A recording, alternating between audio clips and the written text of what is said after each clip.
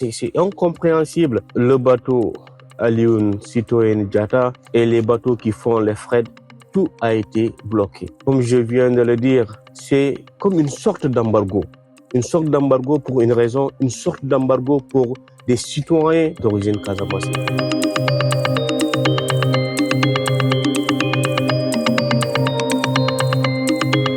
Je me nomme Malang Sané, membre du collectif des usagers de la liaison maritime Dakar-Ziguinchor-Dakar.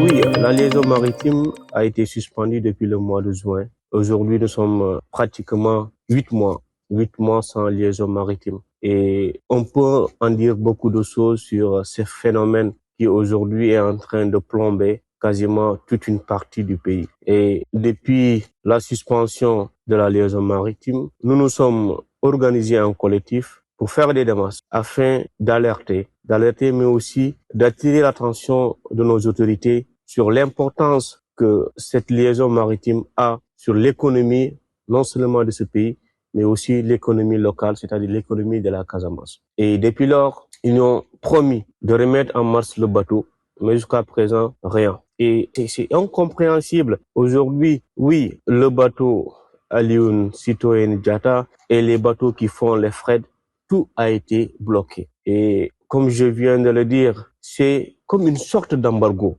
Une sorte d'embargo pour une raison, une sorte d'embargo pour des citoyens de ces pays-là d'origine casamançaise. Et c'est des choses comme ça qui nous ont poussés à nous dire, mais pourquoi croiser les bras? Nous pensons qu'aujourd'hui, la libre circulation est un droit fondamental que la population, c'est-à-dire du sud de ce pays-là, mérite de se déplacer librement. Et le bateau étant l'un des moyens les plus sûrs depuis des années, pourquoi suspendre ce bateau-là? C'est pourquoi, pour moi, cela ressemble à un embargo, cela ressemble à une sanction envers une partie de ces pays-là. Et nous le trouvons inadmissible et nous le trouvons injuste.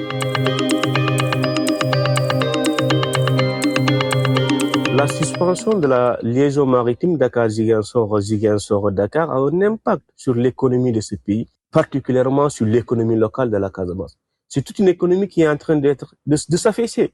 Parce que quand tu regardes le trajet Dakar-Ziguinchor et l'escale à Carabane, c'est des milliers de familles qui vivaient de cette activité. Des mamans qui faisaient du commerce, prendre des marchandises de la Casamance, les amener à Dakar. Les opérateurs économiques, nous l'avons constaté cette année avec la campagne d'Anarkad. Cette campagne a été carrément tronquée, si je peux me permettre de le dire, parce que tout simplement, il n'y avait pas un moyen de transport des noix de cajou de la Casamance à Dakar.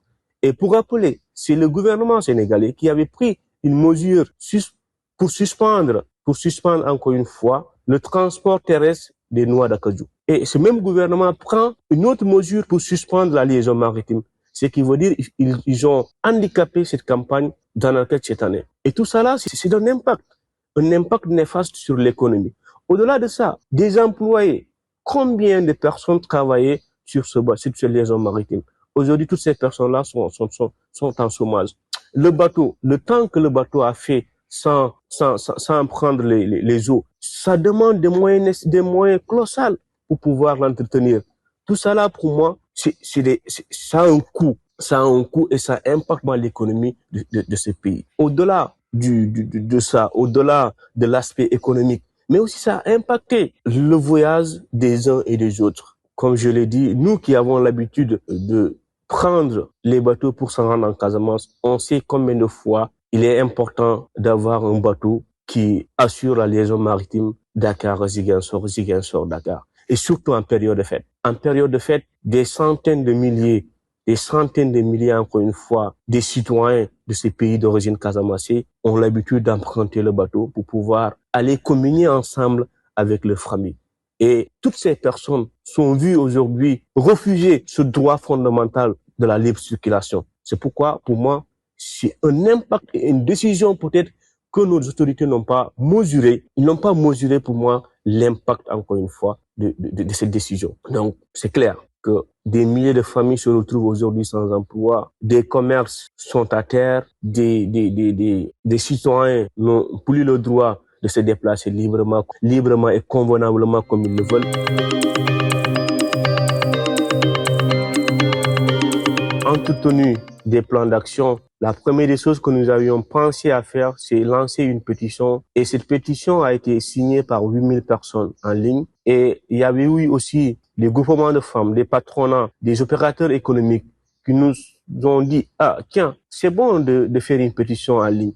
Mais il y a des mamans aujourd'hui qui, leur activité tourne autour de la liaison maritime, qui n'ont pas l'Internet. Est-ce qu'il n'est pas préférable de faire une pétition que les gens vont signer physiquement? Et ils l'ont fait. Ils nous ont apporté 2000 signatures. En tout, on a eu 10 000 signatures. Ces 10 000 signatures ont été déposées au niveau du ministère de l'économie maritime et de la pêche. Et ils nous ont promis, comme vous l'avez dit, même le premier ministre Amadou Ba, il nous a promis de tout faire pour remettre en marche le bateau. Aujourd'hui, 4 mois après sa promesse, rien n'a changé. Et on se pose des questions. C'est quoi exactement le problème? Qu'est-ce qui bloque?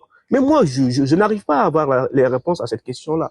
Je ne sais pas qu'est-ce qui bloque aujourd'hui. Et ce qui fait mal dans tout ça, personne aujourd'hui se donne la peine de pouvoir expliquer à ces citoyens sénégalais qui ont le droit, je le répète encore une fois, de se déplacer librement, pourquoi ils ont suspendu la liaison maritime. Personne, malgré les promesses, on a eu des promesses. Le ministère de l'économie maritime et de la pêche nous a aussi promis de travailler pour nous permettre, encore une fois, de remettre le bateau en main. Il y a même eu un conseil des ministres où le président de la République a instruit le gouvernement de travailler sur cette question pour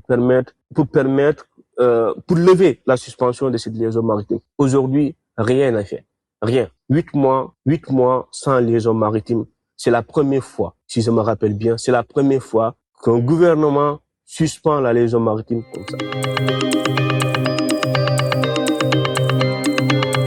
Nous lançons un appel aux autorités sénégalaises. Nous le réitérons encore une fois cet appel-là, comme nous l'avons l'habitude de le faire. La suspension de la liaison maritime Dakar-Ziguinchor, pour nous, c'est injuste. Une partie de cette nation est en train de souffrir sur cette décision-là. Une partie de cette nation aujourd'hui regarde son économie s'envoler. Des mères de famille, des pères de famille aujourd'hui sont en chômage tout simplement parce que la liaison maritime Dakar-Ziguinchor a été suspendue. C'est pourquoi nous interpellons directement le chef suprême de cette nation-là, en l'occurrence son Excellence le président Macky Sall, de réagir aujourd'hui sur cette situation pour permettre à toutes ces familles de pouvoir retrouver leur travail. Et nous pensons bien et nous osons espérer qu'il va réagir à cette situation-là dans son élan d'apaisement du climat social. Merci à vous pour l'invitation et nous vous disons à très bientôt.